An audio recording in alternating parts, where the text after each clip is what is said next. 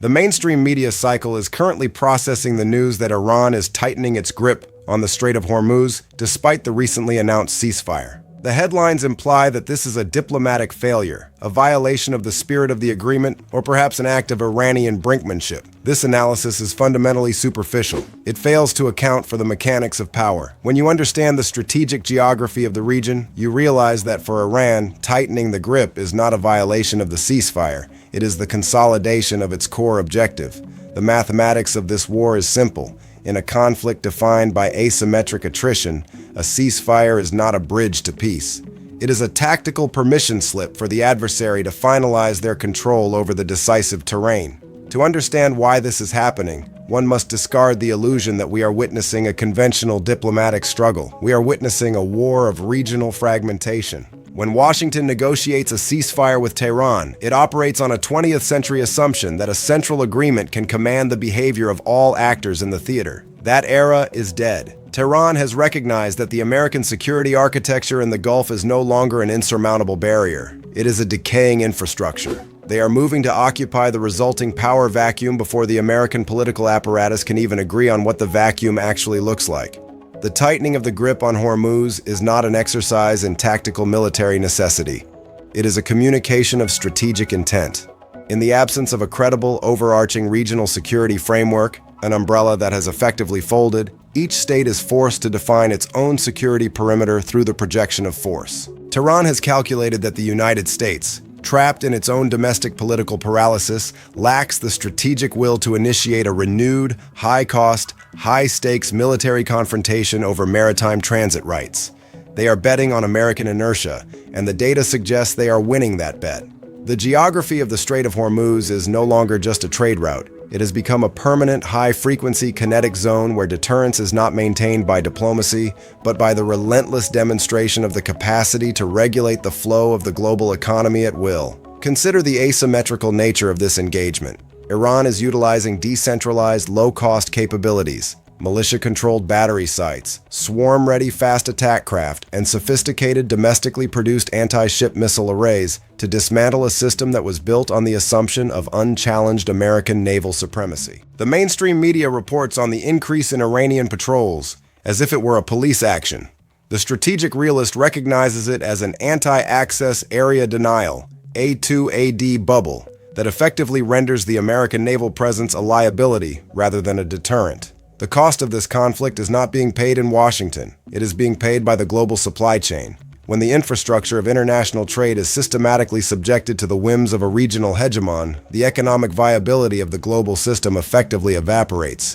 This is the second-order effect that the markets are only just beginning to internalize. As Iran tightens its control, the insurance premiums for transiting the strait have entered a phase of exponential growth. This is not a tax on the military. It is a tax on every citizen who relies on the stability of energy prices. The brutal reality is that when you normalize the disruption of the world's most critical choke point, you are not engaging in conflict management. You are presiding over the permanent economic sterilization of the global trade network. The irony that Western commentators miss is that this behavior by Iran is the ultimate validation of their resistance economic strategy. Tehran does not need to engage in a conventional symmetrical war with the United States. By provoking, maneuvering, and maintaining a state of constant low-intensity conflict, they force the American military into a repetitive, high-cost, and politically damaging response. Every time the U.S. responds with overwhelming rhetoric, they do not just fail to deter Iran, they reveal the limitation of their own tools. They erode their remaining international political capital as allies realize that the protector can no longer protect the trade routes that are the very lifeblood of their economies. Tehran understands this. They are playing the long game of asymmetric political attrition. They are willing to absorb the pressure because they know the structural reality. The United States cannot maintain a state of permanent mobilization in a region where the local power is the one defining the terms of daily life. The strategic trap is laid. If Washington does not strike, it loses deterrence. If it strikes, it loses the room for any future diplomatic maneuver. Both paths lead to the same destination, a permanent, exhausting state of low-level war that the American economy is increasingly ill-equipped to sustain. This brings us to the hidden trap of the current American diplomacy. The White House believes that by brokering a truce between themselves and Iran, They have stabilized the situation. They have not.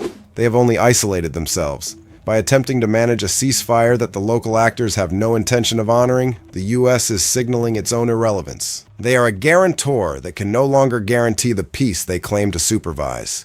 The regional powers are watching the Hormuz tightening news not with alarm, but with a cold, calculated clarity. They see that the American ceasefire is just paper. They see that the real power resides in who controls the escalation ladder on the ground. And they see that the United States is no longer that power. We are looking at a fundamental shift in the mechanics of power. Influence is no longer about who has the most advanced weaponry in the regional capital. It is about who can best survive the chaos of their own making. The region is transitioning into a series of autonomous, violent, and self-contained spheres of influence. The idea of a Middle East peace process is now a historical curiosity. What we have is a Middle East conflict process, and it is operating with a momentum that no external power can now arrest. If you are a logistics planner for a global corporation or a risk analyst for a major financial institution, you need to stop asking when the situation will get back to normal. The normal was defined by a U.S. security umbrella that kept the geography of the Middle East under control. That umbrella has been blown away by the reality of the regional actors' own self-interest. You are now looking at a theater of operations where the only reliable prediction is that the escalation will be the new baseline. The math is not complex. When you have a regional power, Iran, that has the capacity for systemic disruption and a network of adversaries, the U.S. and its increasingly reluctant allies, that have a total capacity for systemic anxiety, you do not get a victory. You get a, and I use this word carefully, systemic death spiral. And the tightening of the grip on Hormuz is just the latest punctuation mark in that spiral. The focus on Hormuz as a choke point is not merely a tactical maneuver, it is a fundamental challenge to the global economic operating system. By tightening their grip on this single geographic node, Tehran is effectively holding the entire global supply chain for ransom. They are not doing this to start a global war, for a global war would destroy them. They are doing this to force a reevaluation of the American guarantee. This is the ultimate asymmetric card in the deck. It does not require a large navy. It requires only a few well-placed, low-cost assets to turn the Strait of Hormuz into a graveyard for global trade. The mathematics of this war is simple. When you control the flow of the world's most critical energy artery, you do not need to win a war. You only need to make the cost of continuing the status quo higher than the cost of conceding to your terms. The strategy of the West continues to suffer from the delusion that internal economic pressure, sanctions, banking blockades, and trade restrictions will eventually force a regime change in Tehran. This assumes the regime is a rational actor within the Western economic framework. It is not. It is an actor that has already built a parallel bunker-style economy. When the private sector of a nation is marginalized by international sanctions, the state, and in Iran's case, the Revolutionary Guard, becomes the sole provider of all critical goods and services. By maintaining these sanctions, the West has not weakened the regime. They have, with clinical precision, helped Tehran complete its transition to a fully closed, militarized command structure. This is the ultimate asymmetric card in the deck. We must look at the second-order effects on the global energy landscape because the markets are currently mispricing the risk. The global market is not a neutral, objective mechanism. It is a complex, hyper-fragile web of dependencies. When Iranian transit control is tightened, the immediate result is not just a price spike at the pump. It is a supply-side shock that ripples through the manufacturing sectors of Europe and Southeast Asia. The shock is not the event. The shock is the realization that the global system cannot absorb a single point of failure. If the insurance markets in London, the nervous system of global logistics, decide that the Strait of Hormuz is too high risk, the global economy hits a wall. The tankers go dark, and the price of energy enters a phase of volatility that no central bank can stabilize. This is the hidden trap that policymakers in Washington refuse to acknowledge. You do not need to sink a carrier group to paralyze the global economy. You only need to make the risk of transit too high for the private sector to bear. Once the insurance leaves, the world's most critical transit point becomes an empty, silent corridor, and the modern industrial machine grinds to a halt. The strategic community in the West remains fixated on the idea that this is a manageable escalation. They believe that if they apply enough pressure, the rational forces within the Iranian leadership will eventually sue for peace. This is a profound misunderstanding of the regime's internal evolution. The pragmatic actors who once believed in the possibility of a negotiated settlement have been methodically purged or sidelined. What remains is a hardline coalition that views this conflict not through the lens of economic benefit, but through the lens of historical mission. They have reached a point where the cost of existence is war, and therefore, war is the only rational state of being. We are entering a phase where military power is being decoupled from political outcome.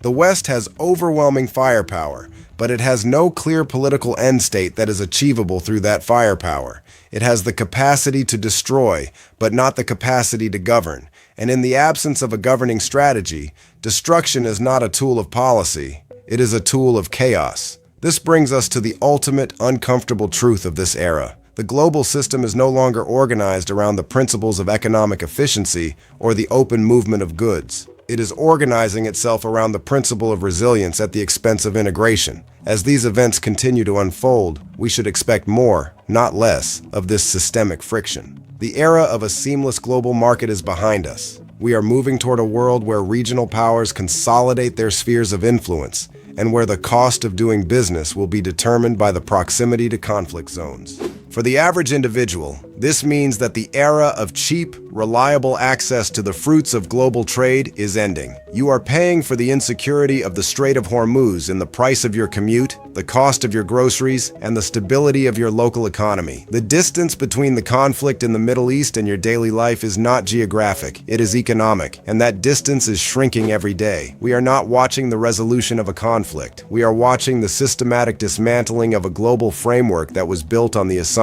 that it would last forever. It won't. And the final chapter of this history is already being written by those who recognize that the only true path to power in the next decade is not through winning the war, but through successfully surviving the collapse of the system that made the war possible in the first place. The trajectory is set.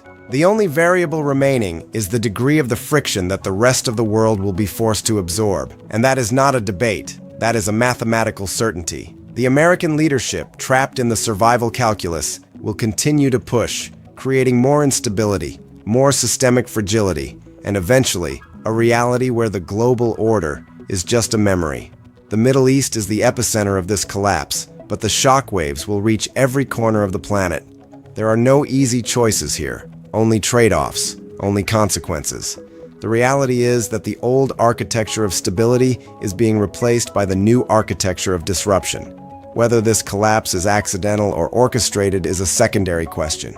The primary question is whether you are positioned to navigate the friction that follows. The transition is not coming. It is here. Adapt or become part of the wreckage. That is the only law that remains. The tightening grip on Hormuz is not a temporary negotiation tactic. It is the final proof that the era of American-led global management has reached its hard, cold, and inevitable limit.